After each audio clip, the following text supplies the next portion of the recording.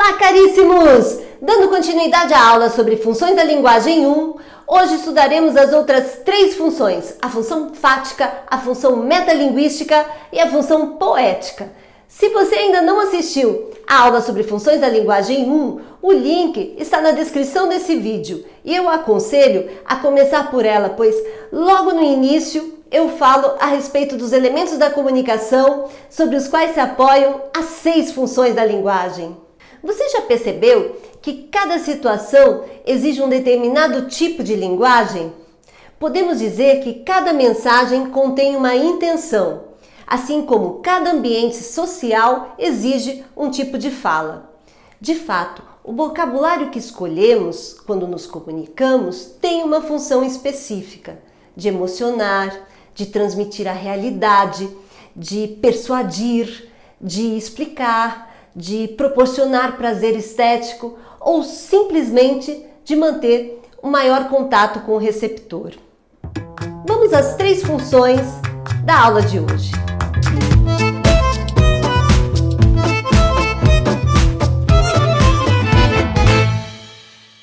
Função fática. Na função fática, o foco está no canal, que é o que coloca em contato o emissor com o receptor. Todo o empenho do enunciador é direcionado para garantir que o canal utilizado para estabelecer contato esteja funcionando e que o enunciatário esteja atento ao que está sendo dito. Tá dando para entender? Função fática. Em certas situações, sobretudo quando 2 pessoas desconhecidas se surpreendem sozinhas num recinto qualquer, como no elevador, no consultório médico, é muito comum usar a linguagem para estabelecer contato e evitar o desconforto do silêncio. Está fazendo um calor hoje, não é? Será que vai chover? Nesses casos, é mais frequente o uso de palavras vazias de informação, mas que mantém os interlocutores em contato.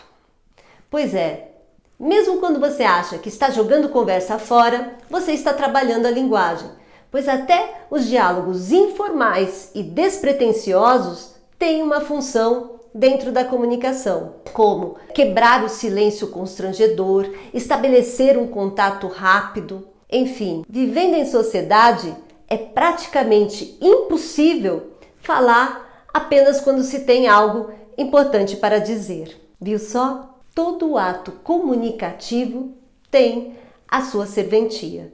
Função metalinguística. É a função em que a língua é utilizada para referir-se a ela mesma. Isso é mais facilmente verificável em verbetes de dicionários em que se usam palavras para explicar o sentido de outras palavras. Mas uma tendência forte nos vestibulares e no Enem é que essa função apareça em trechos em que os escritores descrevem o seu próprio ofício, como nesse trecho do livro de Clarice Lispector, A Hora da Estrela. Sim, mas não esquecer que para escrever não importa o que, o meu material básico é a palavra. Assim é que essa história será feita de palavras que se agrupam em frases e dessas se evola um sentido secreto que ultrapassa palavras e frases. É claro que, como todo escritor, tenho a tentação de usar termos suculentos. Conheço adjetivos esplendorosos, carnudos substantivos e verbos tão esguios que atravessam agudos o ar em vias de ação. Já que a palavra é ação, concordais? Mas não vou enfeitar a palavra, pois se eu tocar no pão da moça, esse pão se tornará em ouro, e a jovem, ela tem 19 anos, não poderia mordê-lo, morrendo de fome. Tenho então que falar simples para captar sua delicada e vaga existência.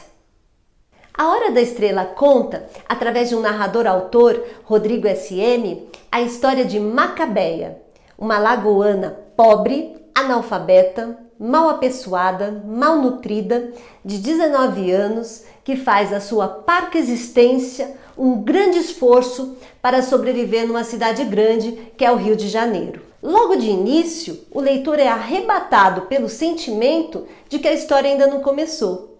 Isso porque Rodrigo continua a fazer digressões sobre a sua escrita e sobre o ato de narrar, o que configura a função metalinguística da linguagem. Função poética. A linguagem exerce função poética quando ela valoriza o texto na sua elaboração, ou seja, na sua forma. Ela se manifesta então quando o autor faz uso de combinação de palavras, de figuras de linguagem, de exploração de sentidos e de efeitos sonoros e rítmicos, enfim, quando o autor explora diferentes recursos estilísticos para provocar no receptor prazer estético. É importante lembrar que, apesar do nome, a função poética não ocorre apenas na poesia. É que na poesia ela é dominante, enquanto nas outras formas de expressão linguística ela é acessória. Ela pode ocorrer em diversos outros contextos verbais e não verbais, como em textos de prosa, publicitários, em músicas e na pintura. A função poética está presente em qualquer manifestação discursiva que se enquadre nas características dela. Vejamos alguns exemplos da função poética. Tomou Doril, a dor sumiu. Um dos slogans mais conhecidos da publicidade brasileira com a presença de rima. Agora leia este poema de Fábio Bahia. Ampulheta da vida. A vida, esta incontinente areia de ampulheta, dá-nos constantes impressões de finitude, quando, de fato, apenas alcançamos um importante ponto de virada.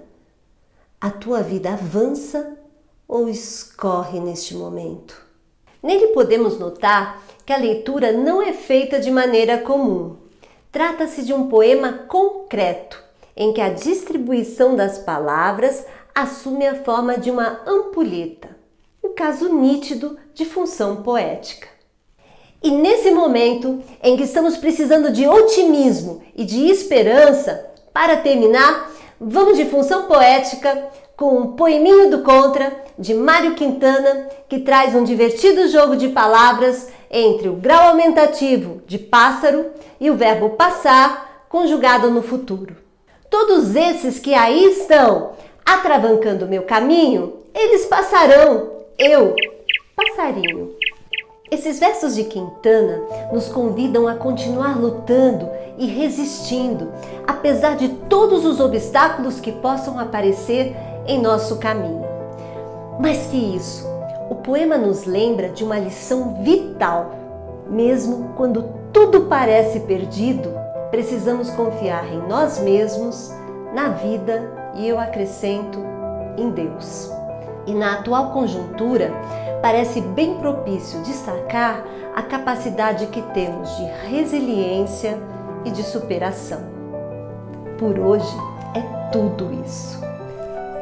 Um beijo, fique ligado, nunca desista, porque aqui a gramática é sempre sem trauma.